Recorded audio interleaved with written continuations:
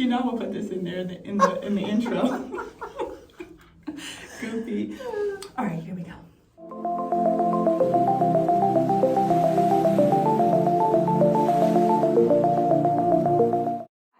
I'm your host, LaQuinta.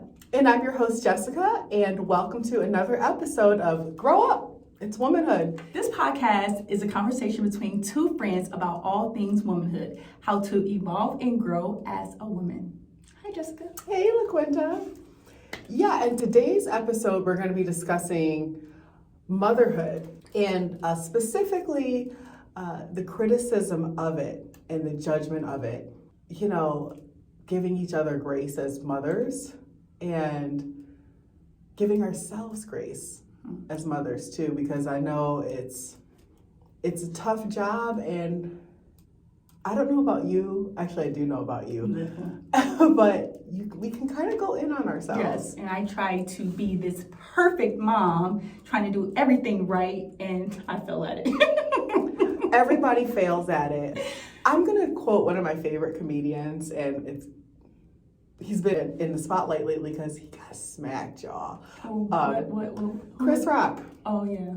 But Chris Rock said, you know, motherhood is the only thing that if you fail at it, you could go to jail. It's the only job. Oh. If you fail at it, you could go to jail. So, what is failing at motherhood? Yeah. I think that's a good question. I think we're all going through the motions, and it's failing and learning, hopefully, from our mistakes. I know I can speak for myself. I try to self-reflect a lot to see what areas that I'm kind of vulnerable and really not doing a good job. And people praise me all the time, and I sometimes I need that. Like, I need to get on the phone, like, I'm suck, and I need that friend to pick me up and to help me, like, girl, it's okay, you're doing a good job, because I can be hard on myself. That's interesting to me, because I would wonder what makes you feel like a failure as a mother, or feel like you're failing as a mom. What moments trigger that emotion? Yeah. Because from the outside looking in, your two beautiful children, you are active. Being at your house is so much fun for me, because I see you're in the thick of it with your little bitties. Mm-hmm. My children are teenagers and they're older, and I've had kind of a unique path of motherhood, and I'll speak to that. Mm-hmm. But where you are, which is the fun part, where you've got a toddler and an elementary kid, yeah, there's a lot going on, and you do so much, in my totally unbiased opinion. Yes. You do so much for them so well and so often. I wonder why. Okay, so we're, like you said, we're busy. Mm-hmm. This week we had track practices 3 days this week, Tuesday, Wednesday, Thursday, and then we got a track meet on Saturday. Just getting dinner prepared and just the structure of it, and trying to get in bed. We get in bed at 10 o'clock at night. That's failing, by the way. 10 o'clock is a fail? Yes, that's a failure. I know that then failure is a culture. Yes. There's a lot of failures out here. If 10 o'clock and beyond is failure, then failure is the standard. So those are the areas where I feel like I fail as a mom.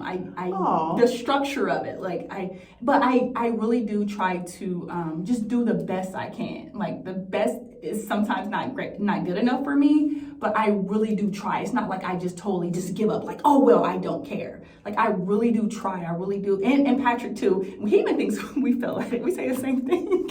Y'all think you're fail. We think we suck at it, by the way. That's so funny to me, because he'll say the same thing. Like, you're so active. Both of you are so involved and so active. I just had an epiphany. I just had a realization that I was like, well, what determines failure and success as a parent? It's the expectations. The expectation, yes. It's the expectations. Because, okay, I was thinking to myself, and I always say, okay, so my kids are 13 and 16. Mm-hmm. And what's unique about my situation is both of my kiddos have special needs. They have two different kinds of special needs. One has a genetic abnormality, and it's new, and we didn't know what to come with it. Mm-hmm. But with developmental delays, thank you. With developmental delays, you're not sure what's going to come of it.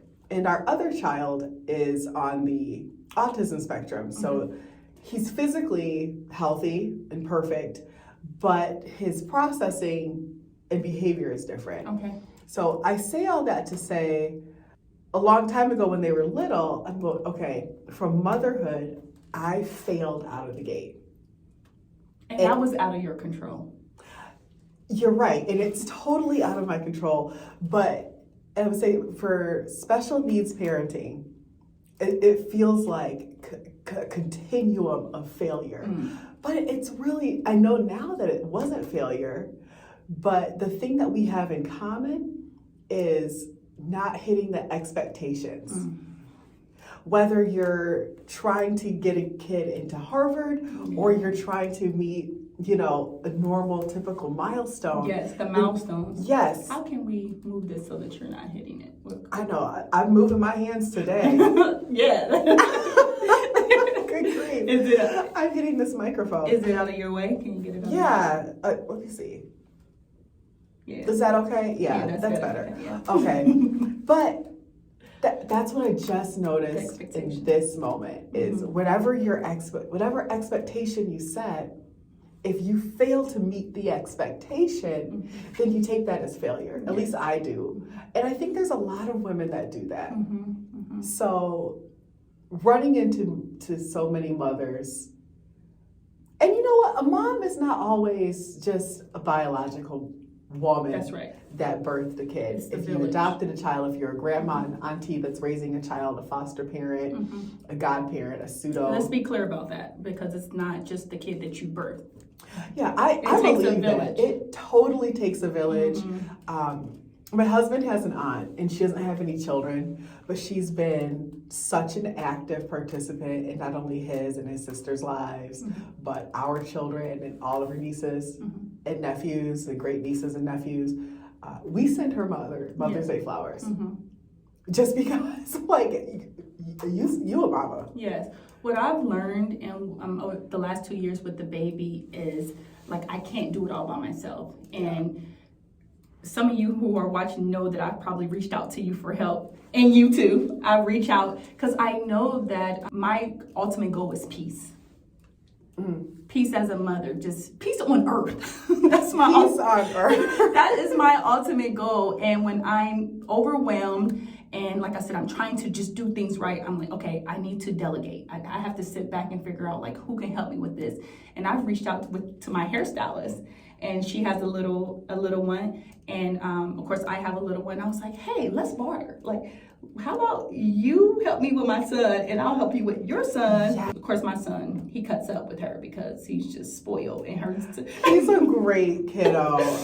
But yeah, I use my resources now, and it really helps me with the anxiety of all the things that I have to do, with being a mom. So I've learned, and I didn't do that with Layla because I didn't know how. I didn't know that was available for me. But with this baby, I kind of felt with Layla a little bit, I believe. I didn't feel with it, but I learned from Layla's experience, with her just doing it all by myself, not reaching out for help and not knowing my needs, knowing what I need in that moment. So I know how to fall back, evaluate the situation to see okay, what do I need in this moment? And I want to encourage other women out there to use your resources, delegate tasks, get help. Talk to, if you have a neighbor that you trust and your kids go to the same school, reach out to the neighbor and say, hey, you mind picking up my baby today?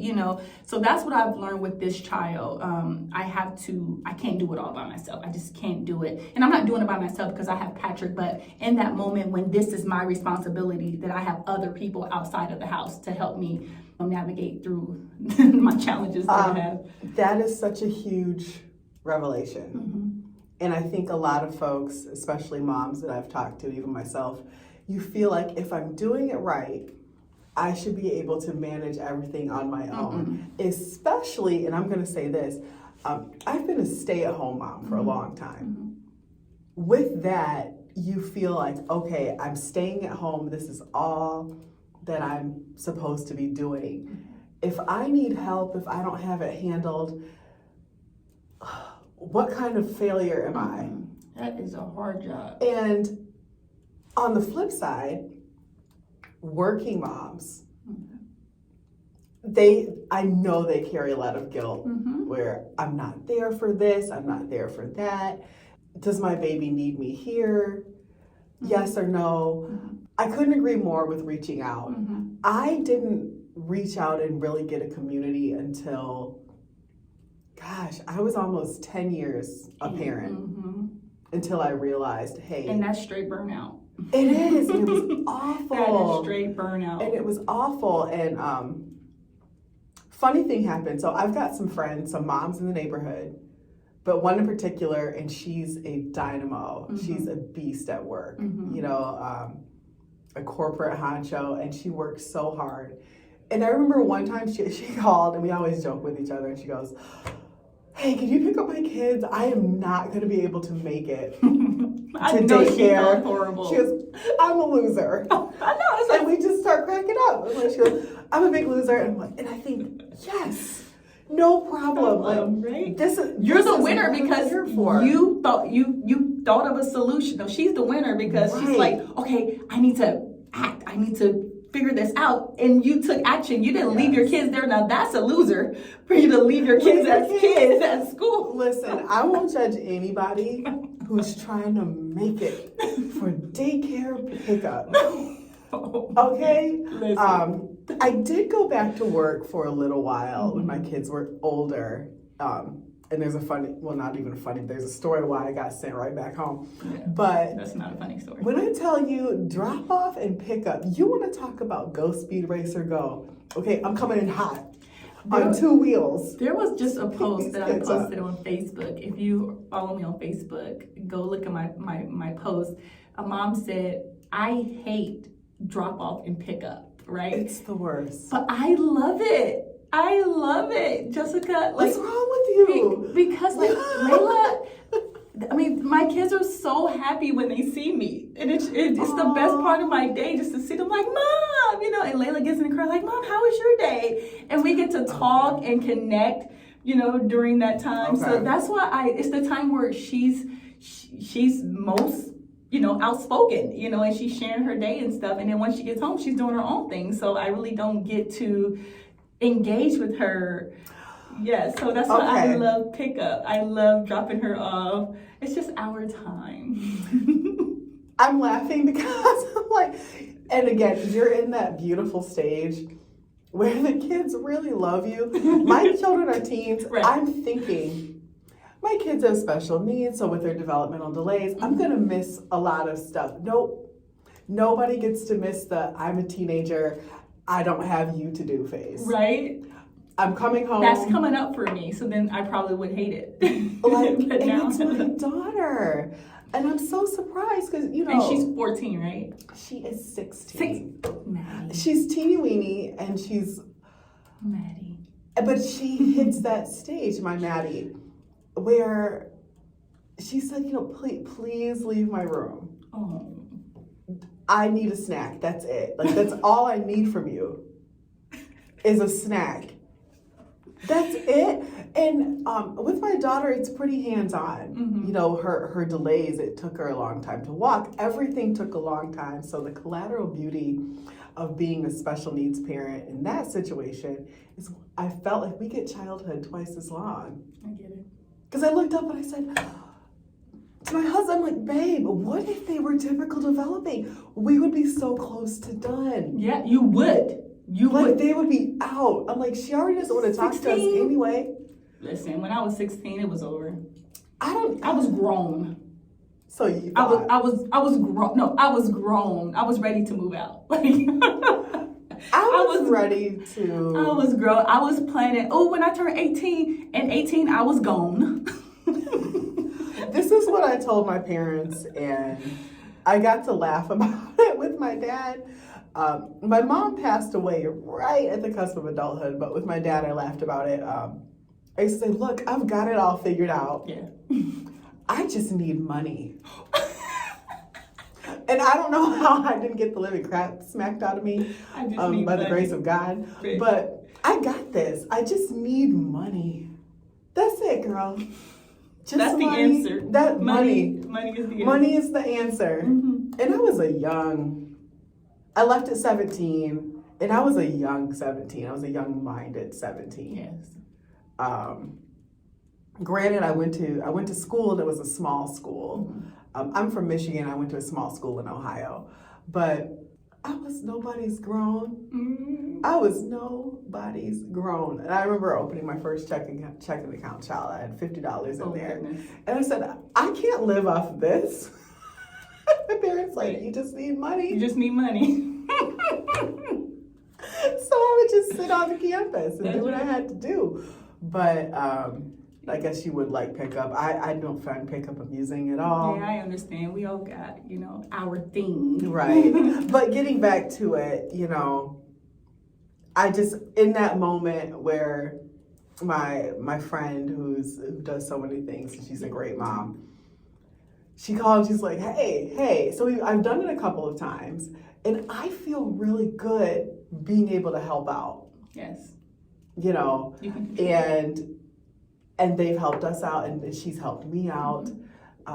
Having a network makes all of the difference. And it's hard, and you might feel like, if you're in a new place. You don't trust. Don't trust. I'm glad you mentioned that. I don't trust anybody, y'all. It took me a long time. But that's why you go on dates. You go over for dinner. You kind of interact with them so that you can see, because your higher self will tell you what you need to know. Like, God protects us, and He gives us what we need to protect our children. So when you interact with them and you hey, let's go out for dinner. Or can we invite you over to our house for dinner? Can we come over there for dinner? Can we bring a dish for dinner? You get to... Okay. Yeah. So I'm going to get to the nitty gritty. Go ahead. Sometimes it don't work out. It doesn't, because guess what? You can force a friendship that really they were never your friend anyway. Yeah. So I do agree. But your discernment would tell you that before, but you have to pay attention to the signs. We ignore the signs. I was a sign ignorer.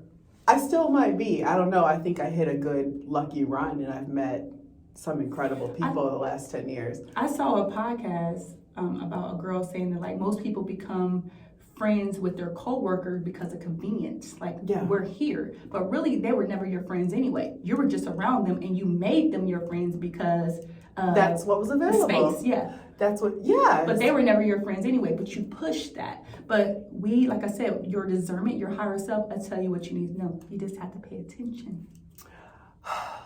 My higher self. Yes. That's a good topic.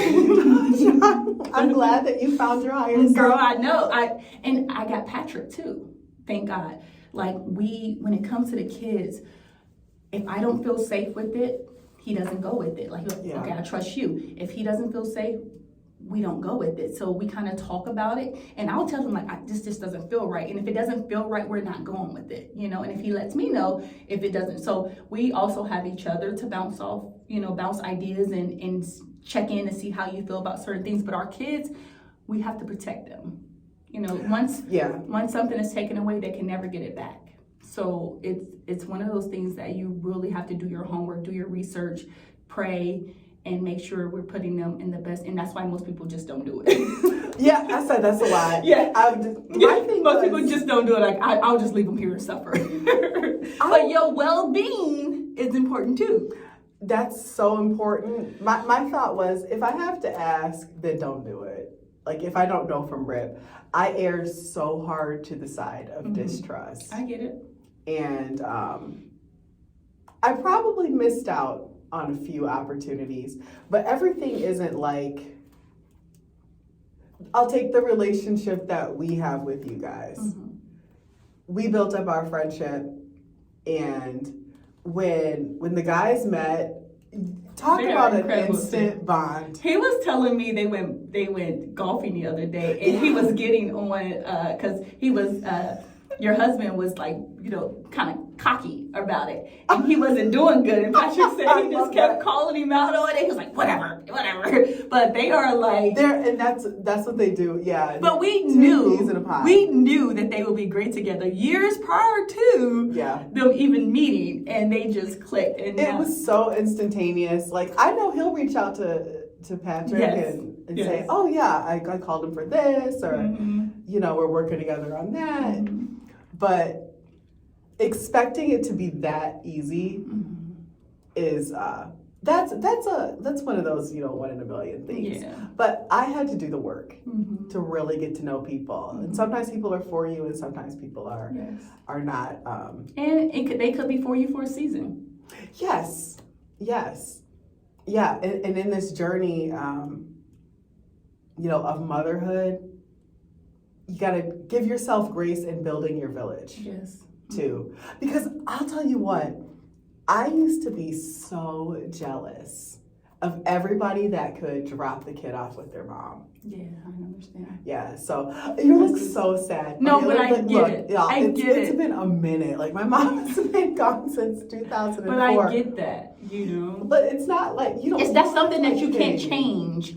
Right. You know, like a lot of things, jealousy is like, oh, well, I'll just change that. I'll work on that. That's something that you can find a stepmom or what is she, a godmother, A pseudo mom. Yeah. There's plenty. Yeah, you can do that. But however, your mother, the woman who birthed you, you can. So I understand the jealousy. Well, and again, we get back to expectations of womanhood, right? So my working mothers, I hear from them, ooh, I want to do more. I want to be there for that. I feel bad about X, Y, and Z. On the flip side of that, I always felt like, I want to do more work-wise. I need to show what I can do. I have a financial mind. I have this. I have all these skills that I'm not using, and I don't want my children to not experience that side of me, because I have the utmost respect for working women. I understand. So I would say, behind every successful woman is her mom, and they'll never talk about it. You just drop the babies off and be all that you can be. How about his daycare? That's a hater, I know. How about his daycare? Right. Girl, It's daycare. that had nothing to do with them. It had more to do with my own stuff. Right.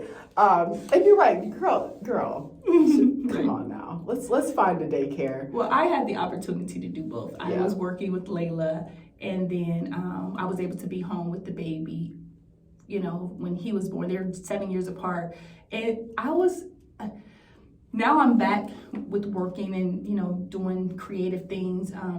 But I wasn't fulfilled just being home. So I understand that and I didn't have time to do the creative side because I was with the baby. So and I'm super grateful, and I don't take it for granted that I'm able to kind of do both or be with the baby, you know, because I do have support in that area. Yeah. But again, resources, you know, we have to figure out, you know, what we need and act on it, you know. In your situation, you have to be available, you know. I do. You have to be available for your son. Because it can pop off, at any moment. Yeah. So you want to see a comedy show. So you understand what you need, and you have to sacrifice it. As moms, we sacrifice, you know. But I think overall you're happy. I think you're a happy person. Yeah, I got to happy. Yeah. You have to get to happy. I think it's important to realize that there's pros and cons on both sides. Both ways are the right way. Whether you're judging yourself as a mother or judging someone else as a mother, it just helps a lot if we put down those judgmental hats and start to help each other. And you'll realize, okay, you've got your struggles, I've got my struggles, you have your advantages, I've got my advantages, and let's meet in the middle and help each other out. That's right. How can we do this life together? So, because we all we got. We all we got. That's true. Yeah. So motherhood, it can be a challenge, but it can be beautiful too, because they're gonna go out and they're gonna have their families, and they're not going to come home for Thanksgiving and Christmas. They're going to go with their significant Yes, they are. You think? They're coming home. They're going to go out with their significant others. So cherish these moments with them. Picking up kids from school, cherish those moments, because it won't last forever. Nothing lasts forever. Like my 13-year-old, he's taller than me now. I'm really, really tall. I don't know if you can tell. I'm super tall. I'm 6 feet. Because I'm like this, like trying. I know. I was like, ooh, I look kind of like normal height. This is really fun. And you blink, Mm-hmm. and the kids they're huge. Yes. So it's a beautiful thing. It is. Yeah. Yeah. So with all that being said, I think the moral of the story is expectations. Checking our expectations. High standards, low expectations. Oh, that's good. High standards for yourself. You know, you have to those standards, but the expectations. When you with the high standards, I think you're still giving yourself a space to judge yourself. You're such a. But I would say this: when I'm in the moment, I know I'm doing the best I can in that moment. Like I'm not just sitting around on the couch being lazy, watching reality TV. Like I'm actually in motion. So I know in that moment I'm doing my best. So that's when I give myself the grace. You know what? I'm gonna counter that. When I'm sitting on the couch watching reality TV, that's me giving myself grace. But you have big kids. You can do that. Like I have kids running around crazy. So again, right? You are right. I can't sit and watch reality TV right now. Maybe when my kids are 14, I can. And you certainly will. Because when I tell you the baby was running both of us. Oh, circles. And I thought, okay. You said we got this. I sure did. We didn't have that. Because I love when I get a chance to come over to your house. I love it. I love to see the baby. My husband and I, we love babies, and yes, your kids are the cutest. Thank you. So I'm like, oh, it's no problem, and it's still not a problem. But until it is, I always say, oh, he won. He won the day. Like just so we know, we haven't mastered anything. I thought I got this. Like, okay, let's go ahead and address the elephant in the room. Let's go ahead. Okay. So I was doing Jessica's hair, and I put the gate up, and I let the baby on the patio. He was out there playing in the backyard. And I have two gates. I have the gate where he can't get out the yard, and I have the gate up where he can't get off the deck. I did not hear him playing out there, and he was supposed to be on the porch playing. And I stopped, you know, that mother intuition. I stopped and I said, I ran out the door. I was like, Jessica, go check the house for Deucey. So I ran out the door and she was like, I got him. He was at the front door. Deucey was on a mission. First, and I was taking that to the grave because Patrick will kill me. Like, kill me. I did not share that story with Sam either. There's no way. I would get in. You talk about a kid getting in trouble. Listen, I wouldn't hear the end of that. This is what would happen if I shared with Samuel. Oh my goodness. He would say, he would pick Lucy up. And he would say, Patrick, we need to go because they don't know what they're doing. So Jessica and I thought we had it, but we didn't have it at all. That baby was out of there, and it wasn't long. It was a split second. He was right. Yeah, she saw him coming up. Yeah. Right on the. Yeah, he didn't. And thank God the baby's smart. You know, he didn't go. He's really smart. He was just taking a lap. Yes. So you were running right behind him, and I was in front of him. Yes. But I heard you. Like, I was like, I see him. Jessica, go get the baby. Go check the house for the baby. And I was out of there. So of all the things he could do, he's like, I'm gonna run in. So please don't be calling. Who the people? Not CPS. See, don't be calling CPS on me out. Like, I'm doing the best I can. You're doing a wonderful job. He's confident. He's a handful. And he's energetic. I say he's baby boss. He runs us. He runs the house. And you better figure it out because he's the boss. So anyway, I was taking that to the grave, but everyone knows now. Patrick will know now. Your husband would see this, and we did not have the baby under control. It was really funny, and we laughed so hard. We did. And I said, Jessica, we're taking this to the grave. Girl, and he handed me this nacho chip leg. I win, and here's your consolation prize. All right. So he's the cutest. But yeah, just this giving yourself grace in the moment, doing the best you can. And what else can we do, you know? That's all you can do. You know, being a life learner, you know, just learning from your mistakes because this is a test. This is a journey for us all. And just try. But I think overall I do a good job. But in the moment when I'm failing, I know I'm failing. I'm like, man, I'm not doing good today. This is like not even today. In the moment, because I tell people all the time, don't make a bad moment a bad day or a bad year. You know, you're just having a crappy moment. and let's learn from it and do better. That's basically all we can do. I wouldn't even call it failure. Yeah. I would call it an experience, and it's part of the motherhood experience. And if everybody is, alive and no one's really hurting and your primal needs are being met, you're doing okay. Yeah. You're doing okay, mamas. Yeah. So I do want to do better. Yeah. You work so hard on yourself. I do want to do better. The kids are phenomenal. They are. Look, I thank you. I agree. The kids they're great. And I like doing okay. You like doing okay? I want to be astonishing.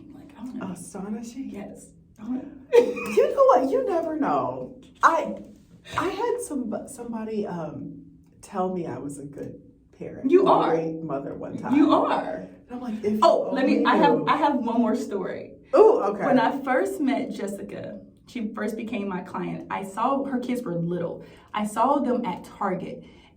That little boy, he had Jessica wrapped around her finger, and she was so calm, and she was trying to calm him down, and he wanted some chips or something. It's a 3-year-old with autism at Target. You do the math. Oh no, but you did. I went home talking about you. You did such an amazing job staying calm. First of all, because it was probably embarrassing for you. Yeah. But you were calm, which made him get him together. And I think, in that moment, I knew you were an excellent mom, and you were made for that job.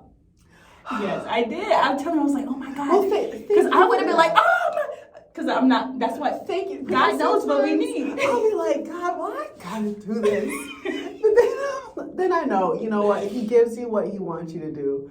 And he wants me to be a special needs mom, so that's what it is. And with Deucey, I say, God, you gave this little boy to me, so I know I can. I talk to God a lot when dealing with this little boy. I'm like, you gave him to me, so I know I can handle it. Come on, LaQuinta, girl, if you don't calm down, they are wonderful. Okay.